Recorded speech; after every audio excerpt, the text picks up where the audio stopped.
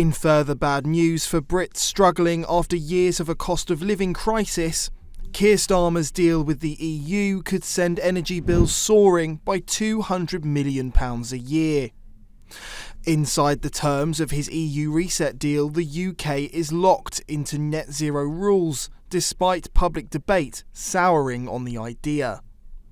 The agreement explicitly states the UK will be expected to align with EU environmental policy, in what has been branded a betrayal of the UK's sovereignty and Brexit. The Department for Energy confirmed the UK would be looking at joining the EU emissions trading scheme. But under the EU's, carbon permits are more expensive, thus hiking prices for Brits. Keir Starmer welcomed his deal, saying it was a good deal for Britain. And this deal is a win-win. It delivers what the British public voted for last year. It gives us unprecedented access to the EU market, the best of any country outside of the EU or EFTA, all while sticking to the red lines in our manifesto about not rejoining the single market, the customs union, and no return to freedom of movement. So this deal is good for both sides. The EU's President Ursula von der Leyen said it would bring stability.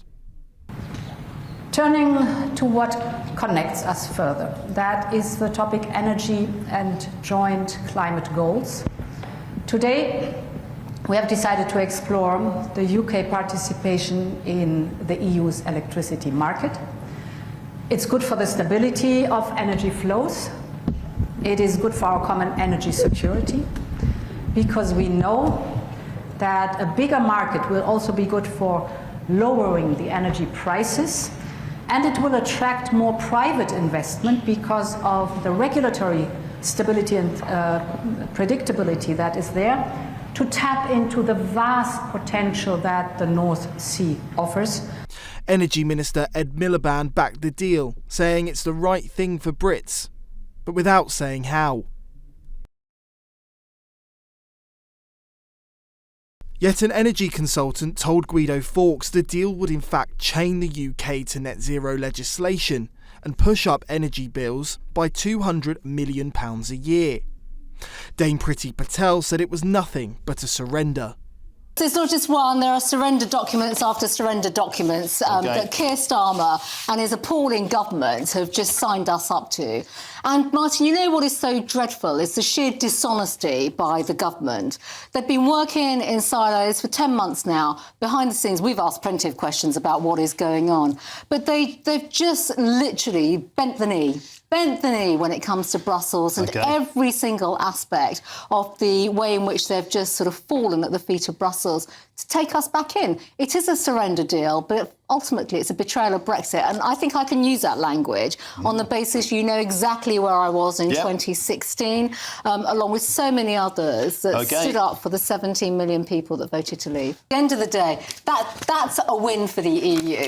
That's a win for the EU. That's a win for the EU. The list is endless. And then you've got Keir Starmer having the audacity, Chopper, you were in the room, to stand up and say, this is good for Britain. There's no evidence of that. There's no impact statements. There are no details whatsoever on the substance. But having gone through many of the documents today, and to be quite frank, I mean, you know, I've spent years reading EU speak, so you then have to translate it. Martin, you've probably been there yourself. For my sins. We can absolutely see there is stuff in here where we are now going to be legislated on through the EU. So this is now the old-fashioned transportation of EU laws back into British law. So, Chopper, your approach now and your line of questioning will be totally different when it comes to Parliament. We're going to have to go back to having some of the scrutiny that we used to have, some time ago, without having a committee, because these guys don't like democracy, they don't like transparency, and the fact that Keir Starmer couldn't even come to Parliament today to speak about this is equally as appalling. Baron Frost, who was the UK's chief Brexit negotiator under Boris Johnson,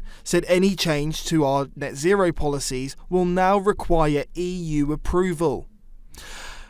Boris Johnson said the deal must be ripped up.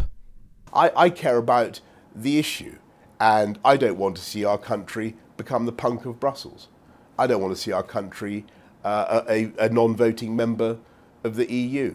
I don't want to see our country returning to unfettered free movement with 80 million people eligible to come from the European Union. I don't want to see us forced to accept rules over which we have no say. I think it's anti-democratic. And I don't think this agreement should be signed. And I think the next Conservative government, and this, God pray there's a Conservative government as soon as possible, should get rid of this thing lock, stock and barrel. You don't think the public will be seduced by the lack of passport queues then? Look, I'm giving you, again, a classic example of why these barriers and these burdens were wholly vexatious and unnecessary. Get rid of them anyway. They're not doing anybody any good. So, it's a very, very bad deal. He's chucked away a huge amount, not least the entirety of UK fisheries, for absolutely nothing as far as I can see in return. Scrap the deal. The BBC came under fire for not mentioning the energy deal in its coverage, despite Brits suffering a 54% increase in energy costs since 2021. Much of the criticism of Keir Starmer echoed Patel's complaint about democracy. Carol Malone said he was a traitor. Was not a Brexit reset, it was an abject surrender. Starmer's a traitor to democracy. He's a traitor. He's a traitor to democracy. He's a liar. This man lies as easily as he breathes. He promised faithfully he would honour the referendum result, and he's lied. And he's shown contempt for the 17 million people who voted for it. So he sold out the fishermen, he sold out the farmers, he sold out the pensioners, he sold out the disabled, sold out the Chagos Isles. It is astonishing. Norway renegotiates its fishing deal every single year with the EU. Why couldn't we do that? Why do we have to hand over 12 years? I mean, everyone, the Tories, I think, and probably the rest of us thought it was going to be 4-year maximum, and even that would be hellish. But he's actually sold it out for 12 years, which is beyond belief. And everything that he says we're getting, there is no guarantee that we're going to get anything. We're now, as Boris just said there, we're going to become a rule taker now, rather than a rule maker. Our rules on energy and food are going to be set by the EU. That's precisely why people voted to get out of it. And he's put us right back there. And we're right back on the route to rejoin now. David Davis says the carbon scheme is counter-effective at best and good relations with the EU are just not really necessary. I'm afraid we have been naive over things like dynamic alignment. I mean, you were mentioning earlier the energy arrangements, the veterinary arrangements.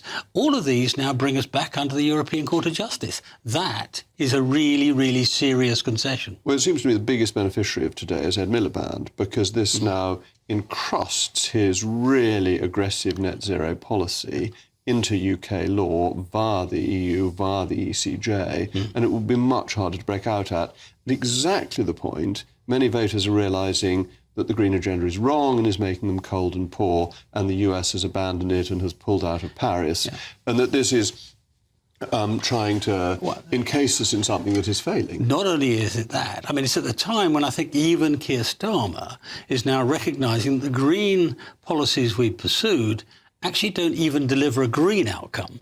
Because if what you're doing, well, Scunthorpe demonstrated, that's what taught him. If what you're doing is reducing your carbon footprint by driving your own businesses abroad so that it's China that makes the steel at more carbon per tonne, or China that makes the cars at more carbon per tonne, we're actually increasing the global footprint, if not our own footprint. So yes, I mean, two things are happening. One, you're right, Miliband's preferred future is we're being tied into it. And secondly, it's taking away from Starmer the opportunity to act on his own realisation. So the one good thing that perhaps comes out of it is a close relationship between the UK and Europe when it's a time of international tension, and you saw how friendly Starmer was with Ursula von der Leyen, and personal relationships matter? No. I'm afraid. I mean, the truth is they don't. I mean, look, it's better to be friendly than not friendly. There's no two ways about that. I've long been an arguer that we should be close to Europe without being run by Europe. But the simple truth is that most of the things that were promised to us in this were not really promises. They were forms of words. The Brexit rows seem to have reignited. And there, the battle lines for the next election have been drawn.